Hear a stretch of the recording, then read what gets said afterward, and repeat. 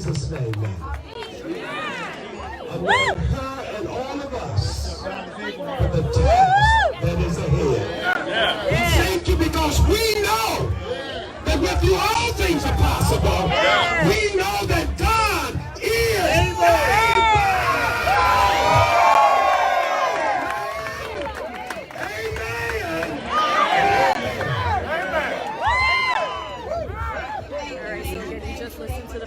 Thanking everybody. Shontel is now speaking herself. So we're going to go ahead and listen to what she has to say. I ain't looking at it like that. I'm humble and blessed. I can't really put it into words. I don't want to say unexpected because I don't want anyone to believe that we got in this race with the expectation to do anything other than to win. Back to you.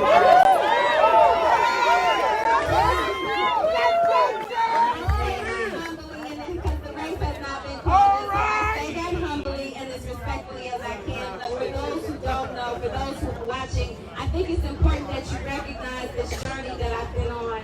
Many people know this that live here, but while I have the world's attention, I just want to share that I got into this world of politics because I wanted to help my neighbors.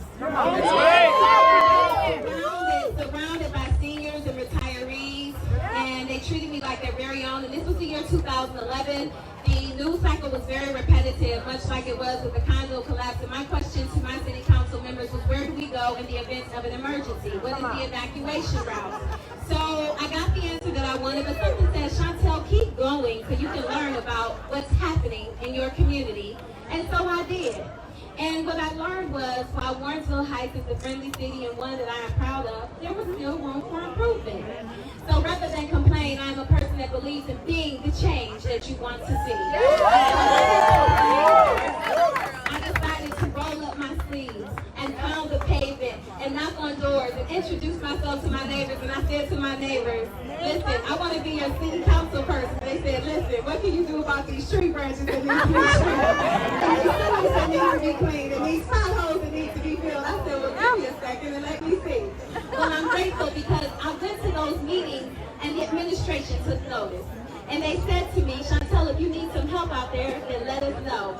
And I did. And I took them up on that offer and things started happening. So fast forward, the election day came, the polls closed, and I was down by 6 votes. Down by 6 votes. But does anybody have a but God? But God! But God! I learned that I did not realize there were 23 provisional ballots in that race.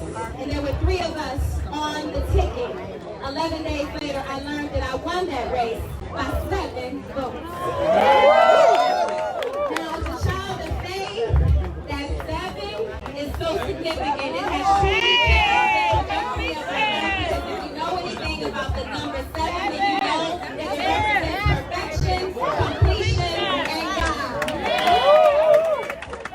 And so because of that, I know I stand here by His divine grace, intervention, mercy, and favor. Because of that, I have never lost sight that I do this work for the people. That has always been my foundation. That has always been my moral compass. That has always been my guiding force in this work that I intentionally describe as public service, because I know I work for you.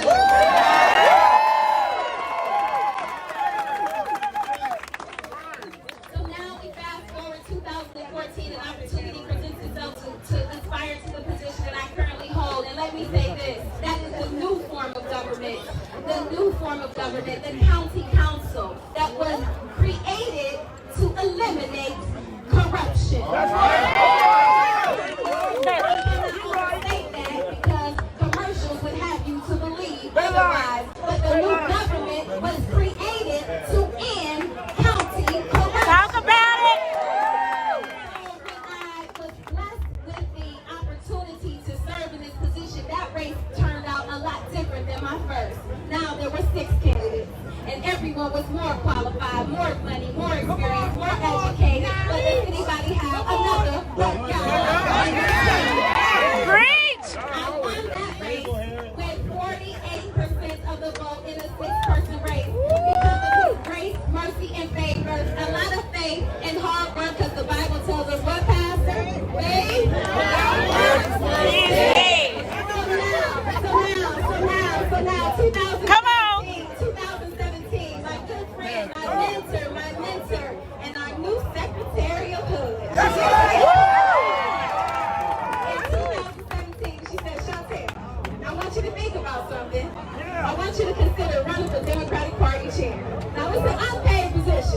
Come on. That's a lot of work. So I didn't jump at the bike this time, okay? So I had to pray about it. Okay? I had to pray about it. It took me about a month. And no woman or black person had ever become elected to this position. But does anybody else have a Tell the story. So in 2017, I made history. Let me say this one more time. I made history. I became the first woman and the first black person elected to lead the Ohio's largest Democratic county party in our state, got 88 counties. We are not the most populous, but under my leadership, we've been able to deliver the most votes from the precinct to the presidency. So I take a little pride. Go ahead. Go ahead. So now I'm Democratic Party chair, and I get the honor and privilege of campaigning for candidates, and I am so grateful for that. So now we fast forward. 2018, I get the invitation of a lifetime. As a child of faith, I told you I'm not shy about it. I got the invitation to go to Israel.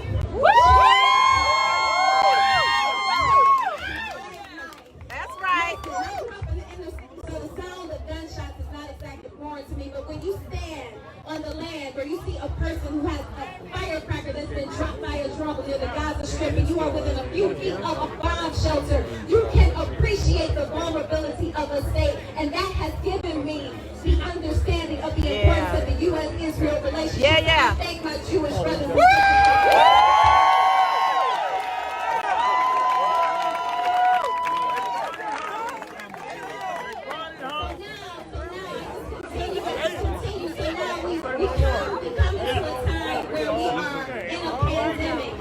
There are turbulent times, troublesome times, but as the only candidate in this race with any legislative experience, overseeing over $200 million with my colleagues, some of them who are on the stage, I will be allocated to hospitals, small businesses, rental assistance programs, school banks, and most notably, when our students have to transition from the classroom to virtual learning, I led that initiative to say, let's spend about $1.5 million.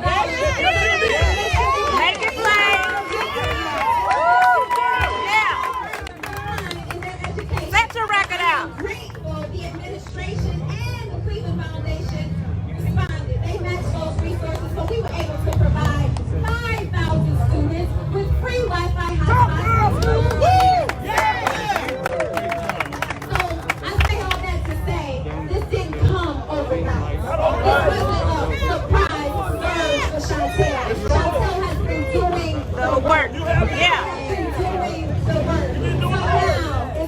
Well, I think I told you. But let me remind you, I've been 9 years a legislator, not seeking headlines or attention, but seeking to make headway and being effective. The men haven't gotten a lot of attention. They're not sexy, but I don't need the credit. I just need to make sure that the people I have been called to serve are getting the resources and the supportive services that they need. So I'm not about lip service. I've been about public. Talk about it.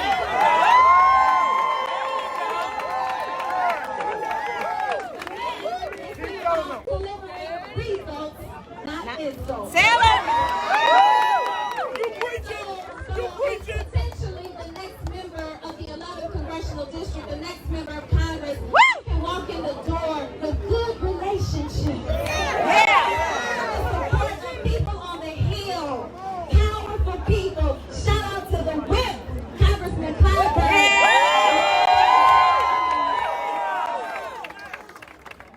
Members Meek, members Beatty, members Thompson, who came and sat on my behalf.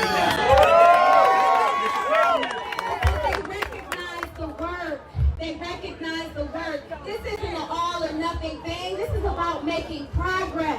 And sometimes that takes compromise, because when you demand all or nothing, usually you end up with nothing. I am grateful. I am eternally grateful for every face. I can't call everybody's name today. I was crying. I was in tears. We are Shontel Brown. We are Shontel Brown. All of you that have showed up and showed out on my behalf. But again, I get the recognition, but this was a collaborative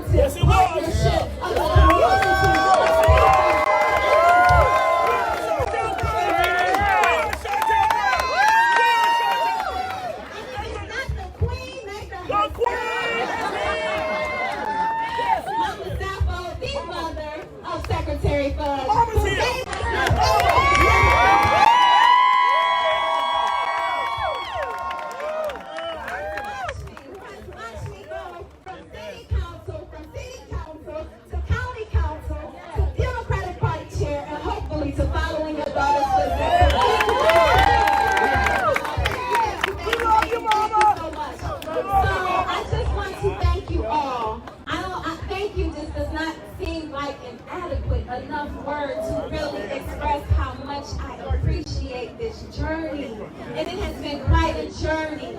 It has been quite a journey. But it is one that I will never, ever, ever forget or take for granted. As I look around and see all of the support, so many friends, this would not be possible without everyone who is here. So I thank you from the bottom of my heart, from the depth of my soul, all of the elected officials who stood silently with me before any of the national attention.